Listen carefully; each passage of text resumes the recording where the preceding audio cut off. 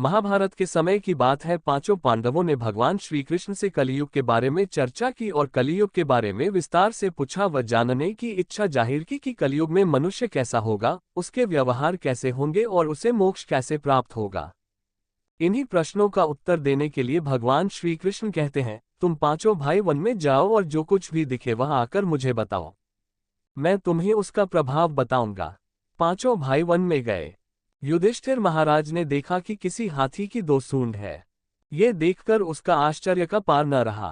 अर्जुन दूसरी दिशा में गए। वहां उन्होंने देखा कि कोई पक्षी है, उसके पंखों पर वेद की ऋचाएं लिखी हुई हैं, पर वो पक्षी मुर्दे का मांस खा रहा है, ये भी आश्चर्य है। भीम ने तीसरा आश्चर्य देखा कि गाय ने बछड़े को जन्म दिया है और बछड़े को इतना चाट रही है कि बछड़ा लहूलुहान हो जाता है।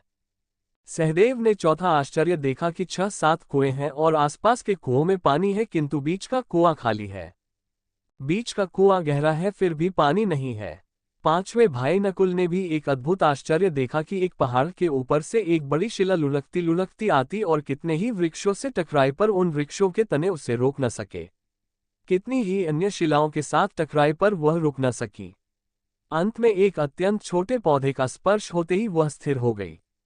पांचों भाइयों के आश्चर्यों का कोई पार नहीं रहा।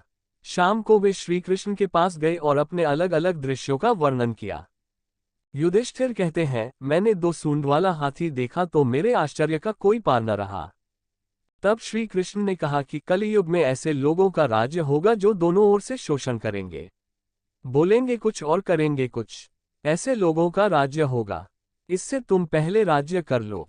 अर्जुन ने आश्चर्य देखा कि पक्षी के पंखों पर वेद की ऋचाएं लिखी हुई हैं और पक्षी मुर्दे का मांस खा रहा है।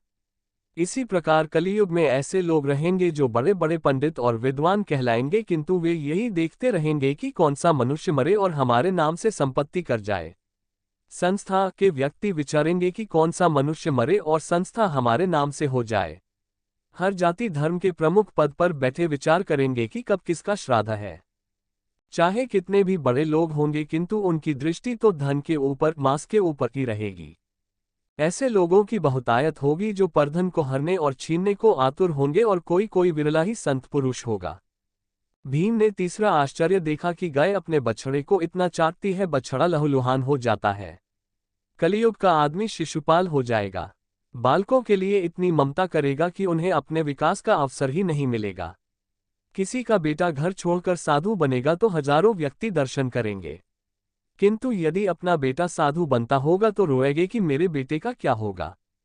इतनी सारी ममता होगी कि उसे मोहमाया और परिवार में ही बांध कर रखेंगे और उसका जीवन वहीं खत्म हो जाएगा। अंत में बेचारा अनाथ होकर मरेगा। वास्तव में लड़के तुम्हारे नहीं हैं, वे तो बहुओं की अमानत हैं। लड़कियां जमाइयों की अमानत हैं और तुम्हारा ये शरीर मृत्यु की अमानत है। तुम्हारी आत्मा परमात्मा की अमानत है। सहदेव ने चौथा आश्चर्य ये देखा कि 5-7 भरे कुओं के बीच का कुआं एकदम खाली। कलियुग में धनाढ्य लोग लड़के लड़की के विवाह में, मकान के उत्सव में, छोटे बड़े उत्सवों में तो लाखों रुपए खर्च कर देंगे, परंतु पड़ोस में ही यदि कोई भूखा प्यासा होगा तो यह नहीं देखेंगे कि उसका पेट भरा है या नहीं। दूसरी ओर मौज मौज में, शराब, कबाब, फैशन और व्यसन में पैसे उड़ाएंगे, किंतु किसी के 2 आंसू पोंछने में उनकी रुचि ना होगी और जिनकी रुचि होगी उन पर कलियुग का प्रभाव नहीं होगा, उन पर भगवान का प्रभाव होगा। पांचवा आश्चर्य ये था कि एक बड़ी चट्टान पहाड़ पर से लुढ़की। वृक्षों के तने और चट्टानें उसे रोक न पाए, किंतु एक छोटे से पौधे से टकराते ही वह चट्टान रुक गई। कलियुग में मानव का मन नीचे गिरेगा, उसका जीवन पतित होगा।